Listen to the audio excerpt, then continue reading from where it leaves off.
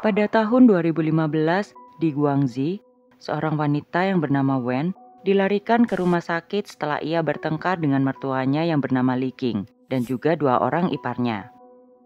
Anehnya dari pengakuan ibu mertua korban, ia hanya memukuli menantunya dengan ranting pohon yang diberikan oleh putrinya. Mertua korban menyatakan bahwa ia dan kedua putrinya tidak pernah bermaksud untuk menghilangkan nyawa korban. Mereka pun bahkan tidak terpikirkan jika konfrontasi yang mereka lakukan untuk mendisiplinkan menantunya itu akan berakhir demikian.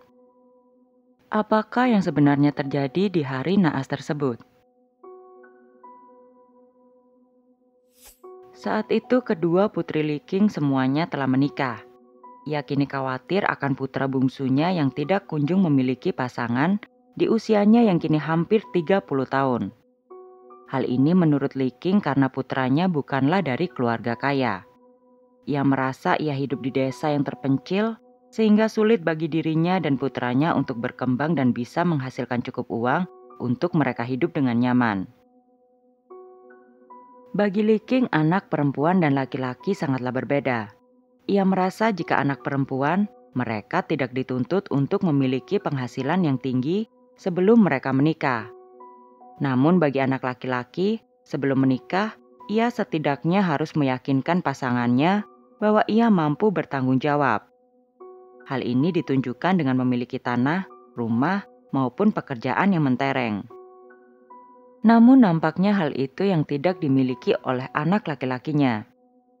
Ditunjang oleh beberapa faktor itulah yang kemudian membuat sang anak yang bernama An Yuan memiliki sikap yang pemalu karena kurangnya rasa percaya diri. Oleh karena merasa sang putra tidak akan mampu menemukan seorang istri dengan sifatnya yang pemalu, ia pun turun tangan. Li Qing kemudian meminta bantuan kepada jasa mak comblang yang cukup ternama di desanya. Sebelum mencarikan pendamping bagi An Yuan, Li Qing sebelumnya meminta beberapa kriteria untuk calon mantunya. Yakni ia haruslah wanita yang santun dan juga menghargai kondisi ekonomi putranya. Li Qing juga menambahkan bahwa ia hanya ingin melihat putranya hidup damai bersama dengan wanita yang baik. Mak Comblang pun melihat permintaan Li Qing adalah sesuatu yang sangat mudah baginya. Karena kebanyakan orang-orang yang menyewa jasanya adalah orang-orang yang sudah di usia yang matang dan siap untuk menikah. Sehingga mereka biasanya telah dalam posisi pola pikir yang cukup bijak, yang tahu mana yang baik dan mana yang buruk ketika memperlakukan calon pasangan mereka. Setelah beberapa waktu menunggu, Li Qing akhirnya mendapat kabar gembira dari Mak Comblang. Si Mak Comblang tersebut mengabarkan bahwa ia telah menemukan seorang gadis yang sesuai dengan kriteria yang diminta oleh Li Qing. Tak lama setelah mengabari Li Qing, pertemuan kedua belah pihak pun akhirnya diatur oleh si Mak Comblang. Wanita yang dibawa Mak Comblang tersebut bernama Wen. Wen kala itu terlihat sangat mencolok dengan gaun bermotif bunga warna kuning yang ia kenakan. Hal ini tentu saja membuat putra Li Qing yakni An Yuan langsung terpana. An Yuan sampai tidak bisa melepaskan pandangannya kepada Wen. Ia tentu saja sangat menyukai pilihan si Mak Comblang itu. Ketika berbicara satu sama lain, An Yuan dan Wen mulai merasakan kecocokan. Mereka memiliki kesamaan hobi dan juga kesamaan visi dan misi dalam sebuah pernikahan. Dengan malu-malu pada hari itu juga, An Yuan menunjukkan kesediaannya untuk berhubungan lebih lanjut dengan Wen. Namun hal yang berbeda dirasakan oleh Li Qing. Dalam hati ia merasakan sesuatu yang mengganjal mengenai bakal mantunya itu yakni Wen. Namun ia tidak dapat menunjuk apakah faktor yang menyebabkan perasaannya tidak nyaman jika bersama dengan Wen. Sepulangnya dari pertemuan itu, Li Qing tentu saja mengatakan pendapatnya kepada An Yuan. Namun An Yuan yang sudah kadung kepincut oleh kecantikan Wen, tentu saja menganggap ibunya hanya terlalu banyak pikiran negatif. Kali ini An Yuan sudah menentukan pilihannya. Apalagi ia tahu dari si Mak Comblang bahwasanya Wen tidak menginginkan mahar dan juga hadiah-hadiah yang mahal. Hingga dalam waktu setengah bulan saja, Enyuan lalu melamar Wen. Mengetahui putranya akan melamar Wen, Li Qing menunjukkan sikap positifnya dan tidak mau berspekulasi terlalu banyak. Apalagi ia juga tidak pernah diperlakukan buruk oleh Wen setiap mereka bertemu. Tak lama Wen dan Enyuan pun memutuskan untuk segera menikah. Namun ketika hendak mengumpulkan berkas-berkas pernikahannya dengan Wen, Enyuan menemukan sesuatu. Yakni Wen ternyata berusia 5 tahun lebih tua dari dirinya. Hal ini tentu saja sangat berbeda dari pengakuan Wen ketika pertemuan keluarga, yang dimana Wen mengaku bahwa usianya 5 tahun lebih muda daripada Enyuan. Kemudian yang juga tak kalah mencengangkan lagi bagi Enyuan adalah perihal marga. Ia dan Wen ternyata memiliki marga yang sama. Menurut kebudayaan yang selama ini dipercaya oleh dirinya dan ibunya, bahwa sangat tidak pantas jika menikahi seseorang dengan marga yang sama. Karena ditakutkan mereka memiliki akar yang sama, oleh karena itu kuat dugaan mereka masih memiliki hubungan saudara. Meskipun bisa dikatakan termasuk saudara jauh. Oleh karena itu ditakutkan jika masing-masing pasangan masih ngotot untuk melakukan pernikahan, maka akan membawa sial di masa depan. Enyuan kini dalam posisi yang sangat sulit. Di dalam benaknya ia sendiri juga melihat dirinya bukanlah seseorang yang memiliki kualitas yang diinginkan oleh banyak wanita. Ia merasa bahwasanya ia dalam posisi yang tidak bisa terlalu pilih-pilih dalam memilih pendampingnya, karena ia sendiri juga memiliki banyak kekurangan. Namun di satu sisi ia juga takut hal-hal yang ditemukannya saat ini dapat mengecewakan keluarga di kemudian hari, terutama dapat mengecewakan ibunya. Enyuan pun kemudian menanyakan perihal umur tersebut kepada Wen. Dengan santai, Wen mengatakan bahwa ia memang memalsukan usianya karena ia merasa tidak percaya diri. Wen takut bila ia mengatakan usianya yang sebenarnya, maka ia akan kembali ditolak oleh laki-laki yang dijodohkan dengan dirinya. Enyuan sendiri yang juga memiliki ketidakpercayaan diri yang besar, tentu saja sangat memahami apa yang tengah dirasakan oleh Wen. Karena rasa simpatinya kepada Wen dan perasaan yang mulai tumbuh kepada Wen, Enyuan pun memutuskan untuk tidak menyampaikan penemuannya ini kepada sang ibu, termasuk penemuannya tentang masalah marga yang dimiliki calon istrinya itu. Enyuan mulai meyakinkan dirinya sendiri bahwa urusan marga itu adalah urusan adat yang tidak terlalu harus ia pusingkan. Yang terpenting baginya adalah ia dapat membangun keluarga yang utuh dan damai bersama dengan Wen. Oleh karena itu tanpa banyak berdebat lagi, ia tetap setuju untuk menikah dengan Wen. Dan pada tahun 2012, pernikahan mereka pun dapat terlaksana dengan sangat sederhana. Setelah menikah, Enyuan begitu bahagia karena ia kini dapat memiliki istri yang cantik dan memiliki sikap yang lembut seperti Wen. Ia merasa tidak percaya laki-laki sederhana seperti dirinya, kini akhirnya memiliki istri yang menerimanya dengan baik. Warga desa pun melihat Enyuan kini dengan pandangan kagum. Namun tak lama semuanya itu berubah. Karena kini Wen sedikit demi sedikit telah menunjukkan watak aslinya. Awalnya Wen hanya menunjukkan sikapnya yang mudah tersinggung. Ia selalu melihat Enyuan melakukan sesuatu dengan cara yang salah. Sebenarnya sebagai pasangan yang baru menikah, hal-hal seperti ini kebanyakan pasti terjadi karena masa penyesuaian kebiasaan antara satu sama lain. Namun Wen berbeda. Ia tidak segan memaki Enyuan jika ia tahu Enyuan melakukan sesuatu yang diperintahkannya tidak dengan cara yang sama dengan dirinya. Pertengkaran hebat pasti akan terjadi.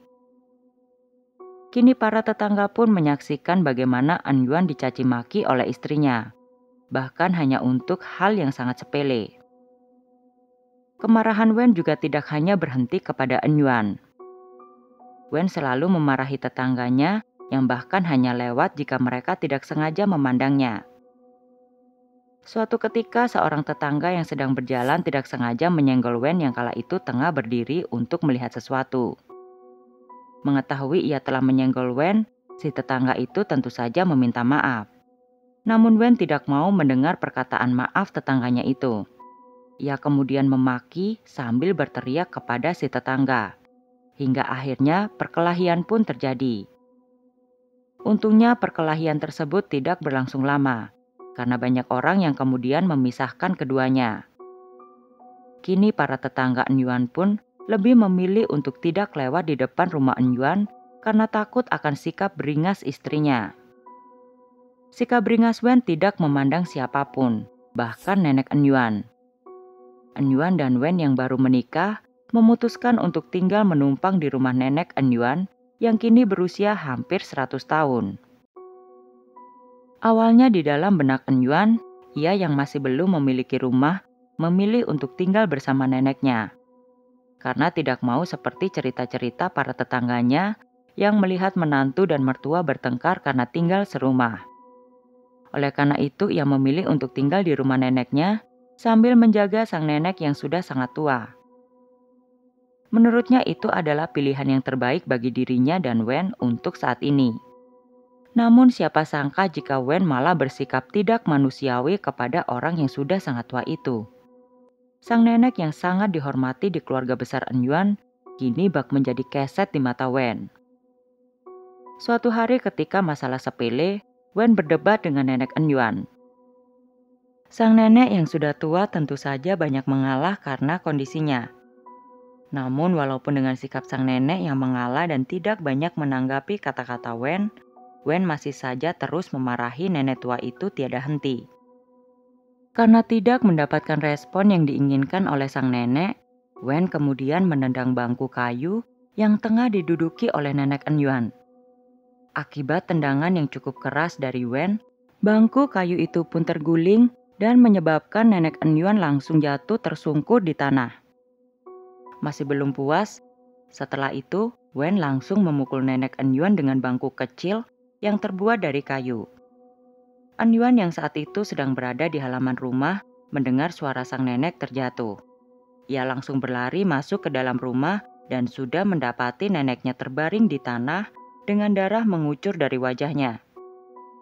Enyuan langsung membawa neneknya ke rumah sakit. Karena luka yang dideritanya, sang nenek yang malang itu mendapatkan 7 jahitan di kepalanya. Enyuan begitu sedih mendengar cerita dari neneknya. Wen dengan keji memukul neneknya yang bahkan bukan tandingannya.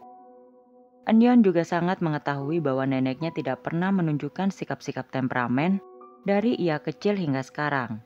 Oleh karena itu ia sangat percaya dengan apa yang diceritakan oleh neneknya itu. Dan terlebih ia juga merasakan bagaimana Wen memperlakukan dirinya. Setelah beberapa jam di rumah sakit, nenek Enyuan akhirnya diperbolehkan pulang.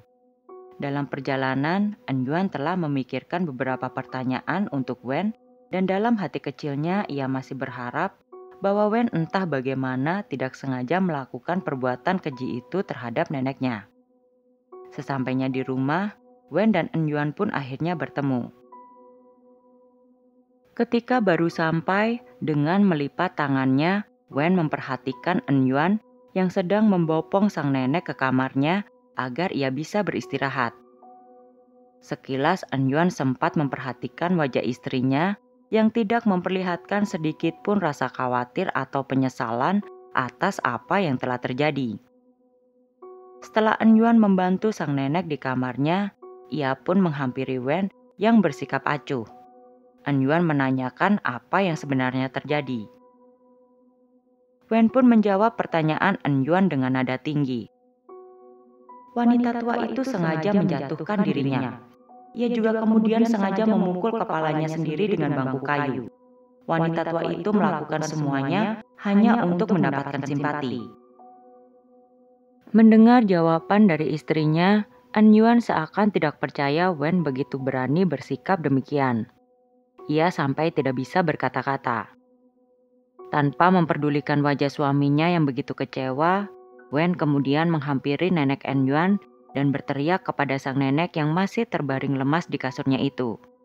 Sambil berteriak, Wen mengatakan, "Hei wanita tua, kau berkata aku menyerangmu. Jika kau tidak minta maaf kepadaku karena pernyataanmu itu, aku akan meninggalkan cucumu dan pergi dari rumah ini. dan aku minta kau meminta maaf di saat perayaan nanti di depan seluruh warga desa, karena kau telah mempermalukanku. Enyuan tambah tercengang melihat sikap buruk Wen. Tanpa ia sadari, tangannya pun mengepal hingga kulitnya membiru. Sang nenek yang begitu takut akan menghancurkan rumah tangga cucunya yang selama ini kesulitan mencari istri, langsung mengangguk. Air matanya pun berlinang. Ia menyanggupi permintaan tidak masuk akal yang diminta oleh Wen dan berjanji akan meminta maaf di depan warga desa ketika perayaan nanti. Enyuan di satu sisi kini hanya bisa terdiam kebingungan harus melakukan apa. Ia hanya bisa menatap Wen dengan pandangan kebencian. Setelah beberapa hari berlalu, sang nenek pun menepati janjinya. Hari itu di desa sedang mengadakan perayaan. Suara petasan menghujani desa yang biasanya sangat tenang itu. Sesaat petasan dan riuhnya para warga yang sedang menikmati perayaan tiba-tiba terhenti karena nenek Enyuan berdiri di atas panggung untuk meminta waktu mereka sebentar. Dengan berlinang air mata, nenek Enyuan menyatakan permintaan maafnya yang terdalam kepada Wen. Ia memohon maaf karena bercerita hal bohong kepada Enyuan ketika ia di rumah sakit. Mengetahui hal itu, Wen menanggapinya dengan tersenyum sinis. Ia kemudian meninggalkan perayaan bahkan sebelum permintaan maaf nenek Enyuan selesai. Para tetangga yang menjadi saksi sikap kasar Wen tentu saja tidak percaya nenek Enyuan berbohong. Namun mereka tidak bisa berbuat banyak dan hanya bisa menenangkan nenek Enyuan yang kala itu menangis. Setelah menyaksikan hal itu, keluarga Enyuan pun menjadi pergunjingan para tetangga. Mereka begitu iba kepada sang nenek yang terkenal sangat mudah didekati oleh siapapun itu. Nenek Enyuan di usianya yang mendekati 100 tahun biasanya begitu ramah kepada para tetangga dan tidak pernah berbuat onar. Para tetangga kini memberikan label kepada Wen sebagai menantu gila. Kekisruan yang terjadi di rumah nenek Enyuan tentu pada akhirnya tak luput dari telinga Likin.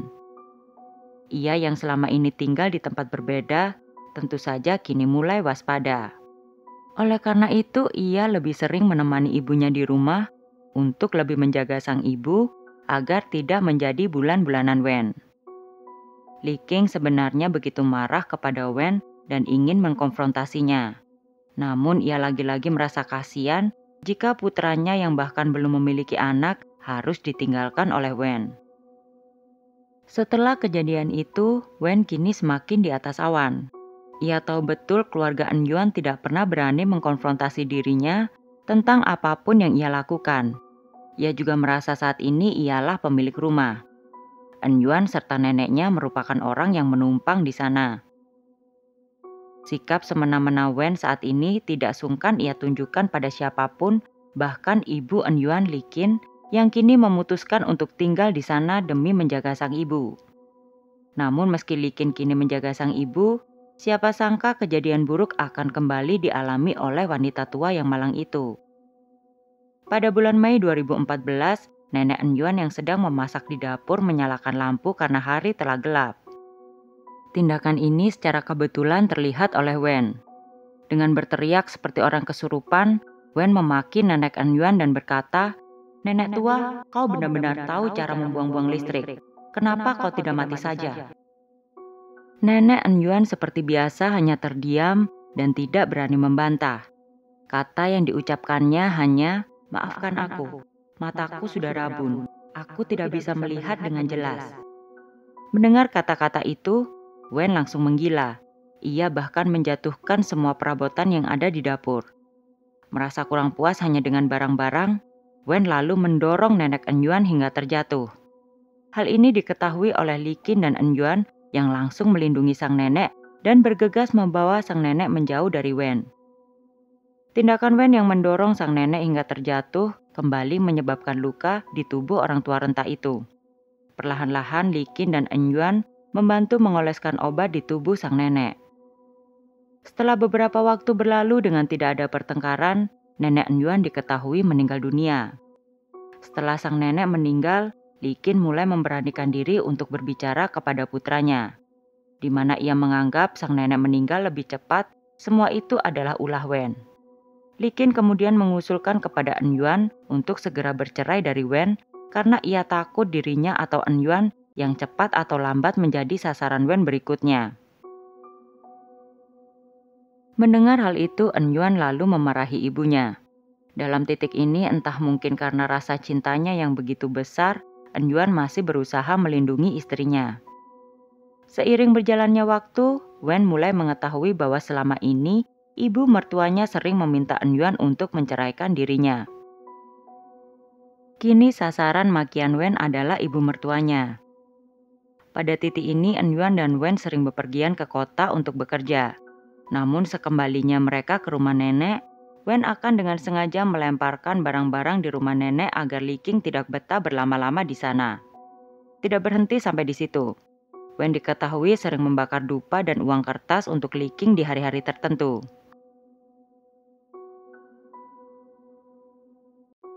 Tahukah kamu jika di kebudayaan Tionghoa, membakar dupa dan kertas untuk kerabat yang sudah meninggal adalah hal yang wajar.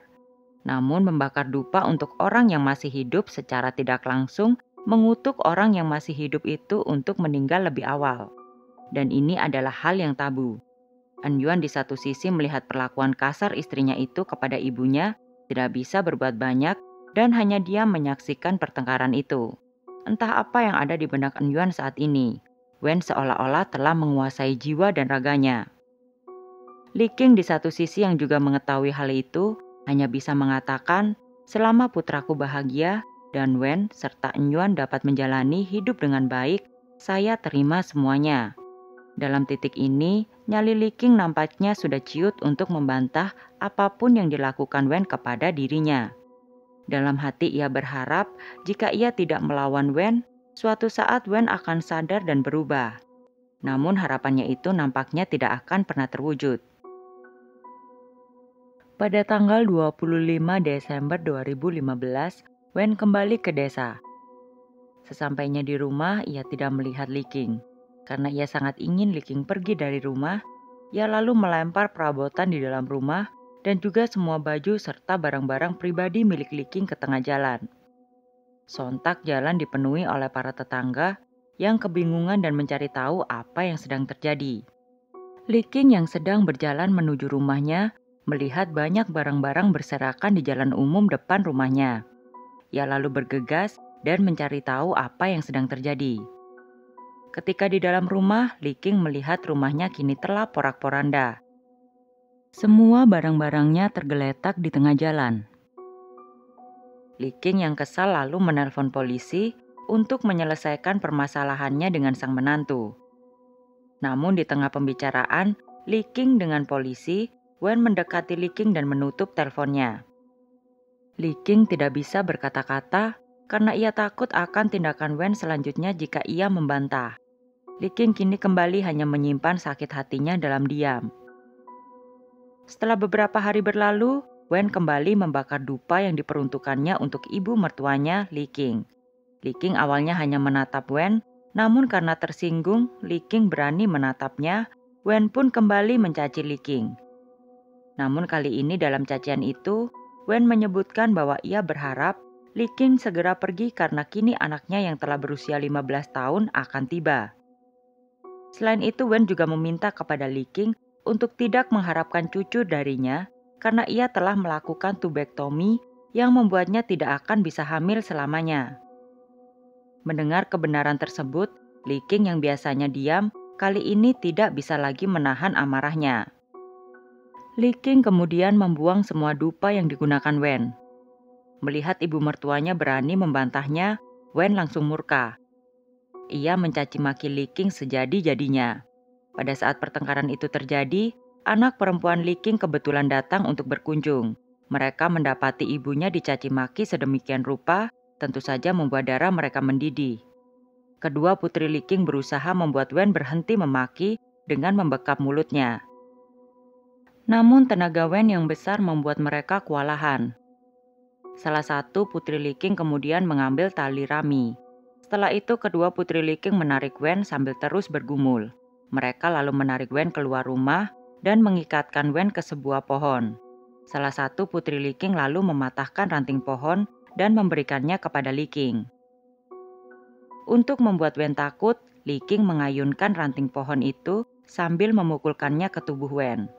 Setelah sekitar setengah jam, Wen terus memaki dan tidak berusaha untuk diam walaupun ia telah diikat di pohon hingga tiba-tiba Wen tidak sadarkan diri. Melihat Wen tidak sadarkan diri, Li Qing dan kedua putrinya tentu saja sangat kaget. Mereka lalu melepas ikatannya dan dibantu oleh para tetangga membawa Wen ke rumah sakit. Ketika sampai di rumah sakit, Wen diketahui telah meninggal dunia. Mengetahui ia telah membunuh Wen, Li Qing dan kedua putrinya menyerahkan diri ke polisi.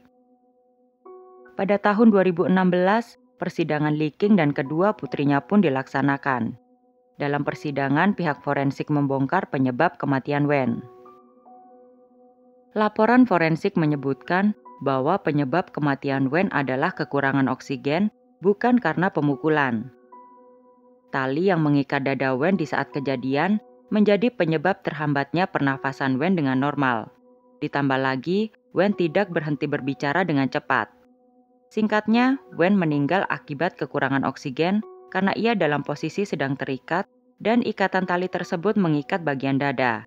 Pada saat itu, Wen yang berkelahi dengan Li Qing tentu saja tidak berhenti bicara dan terus memaki sehingga membuat pernafasannya semakin terganggu hingga ia akhirnya meninggal dunia.